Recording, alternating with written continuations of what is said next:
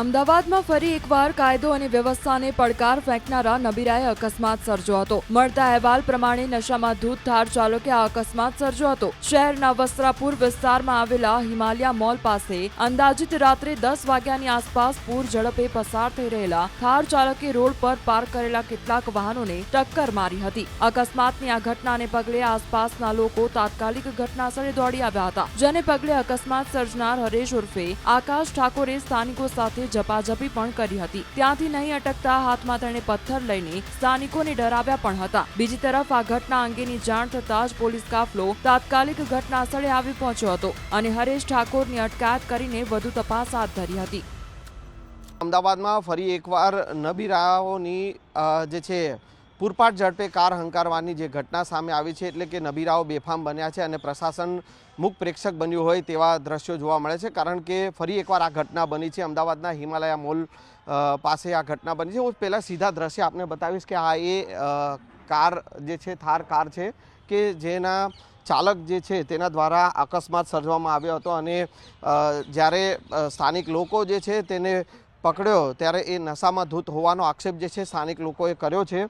આ નબીરાએ ગઈકાલે રાત્રે અકસ્માત સર્જ્યો હતો અને 3 થી 4 વાહનોને અડફેટે લીધા હતા અને પૂરપાટ ઝડપે પોતાની કાર હંકારી અને જે પ્રકારે તેણે કાર હંકારી અને તેના દ્વારા જે અકસ્માત સર્જાયો, સ્થાનિક લોકોએ જ્યારે તેને પકડવાનો પ્રયાસ કર્યો ત્યારે તેણે સ્થાનિક લોકો જે હતો તેના ટોળા પર પણ જે છે તે તીક્ષ્ણ હથિયાર વડે હુમલો કરવાનો પ્રયાસ કર્યો હતો અને સાથે સાથે મારામારી પણ કરી હતી। જોકે સ્થાનિક લોકોએ જ્યારે પોલીસને બોલાવી અને પોલીસે એ નબીરાને પણ પકડી લીધો છે। એ નબીરાને ઈજાઓ પહોંચી છે, એના કારણે તેને સિવિલ હોસ્પિટલમાં સારવાર અર્થે લઈ જવામાં આવ્યો છે અને હાલ જે પોલીસે જે છે આ કાર કબજે લીધી છે અને કાર્યવાહી શરૂ કરી છે।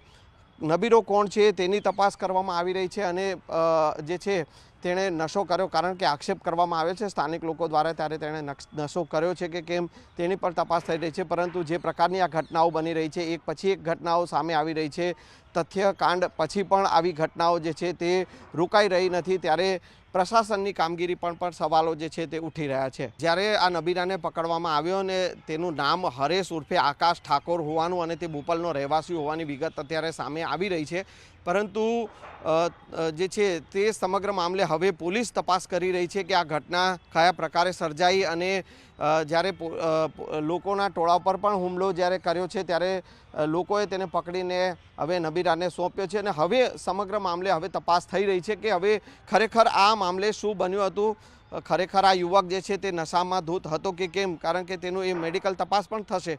એટલે સમગ્ર મામલે હવે તપાસ થઈ રહી છે અને તપાસ બાદ જ જે છે તે ખ્યાલ આવશે કે યુવક જે છે તેણે આ જે વાહનોને અડફેટે લીધા છે, 3 થી 4 વાહનો જે છે એમાં એક બાઇક છે અને બાકીની 3 કાર છે તેને અડફેટે લીધા હતા અને રાત્રે આ ઘટના બની હતી અને એ સમગ્ર મામલે હવે પોલીસ આગળની કાર્યવાહી કરી રહી છે। ગઈકાલ રાત્રે 10 વાગ્યાની આસપાસ પાપા લુઈસ ડ્રાઇવિંગ રોડ ઉપર છે, જાહેર રોડ ઉપર એક થાર ગાડીના ચાલક છે હરેશભાઈ ઉર્ફે આકાશભાઈ પ્રતાપજી ઠાકોર છે। તેઓ પોતાની થાર ગાડી લઈ અને આ કામના ફરિયાદી છે પીરકભાઈ નારાયણભાઈ મોદીની ગાડીના પાછળથી ટક્કર મારતા આ કામના ફરિયાદી નીચે ઉતરીને એમને સમજાવવા ગયેલા કે ભાઈ આ રીતે ગાડી બેદરકારથી ચલાવી મારી ગાડીને તમે નુકસાન કરેલું છે। તો આ કામે આરોપી એકદમ ઉશ્કેરાઈ જઈ અને જેમ ફાઈમ બોલતા આ કામના ફરિયાદીના પિતાશ્રી પણ વચ્ચે આવેલા, તેમની સાથે પણ એમને બોલાચાલી કરી।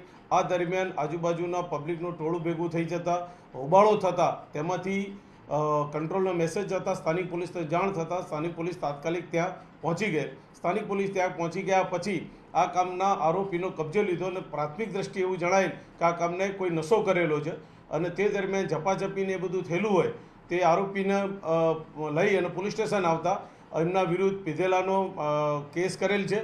ત્યારબાદ આ કામના ફરિયાદીએ પર્સનલ અલગથી ફરિયાદ આપતા તેમની પણ ફરિયાદ લેવામાં આવેલી છે અને હાલ વસ્ત્રાપુર પોલીસ સ્ટેશન આ બંને ગુનાની તપાસ ચલાવી રહેલ છે। હરેશભાઈ ઉર્ફે આકાશભાઈ પ્રતાપજી ઠાકોર જે 11 શ્રીનારાયણ બંગલોઝમાં રહે છે અને હાલ તેમની અટક કરી અને આગળની તપાસ પોલીસ ચાલી રહ્યું છે। રહી વાત તેમની બેકગ્રાઉન્ડની કે જે પોલીસ તપાસ કરી રહી છે, હાલ અમે એમને પીધેલાનો તેમની પીને ગાડી ચલાવવાનો ગુનો, ડ્રિંક એન્ડ ડ્રાઈવનો ગુનો અમે દાખલ કરેલો છે અને દાખલ ગુનો કરીને એની તપાસ હાલ વસ્ત્રાપુર પોલીસ સ્ટેશન ચલાવી રહેલ છે।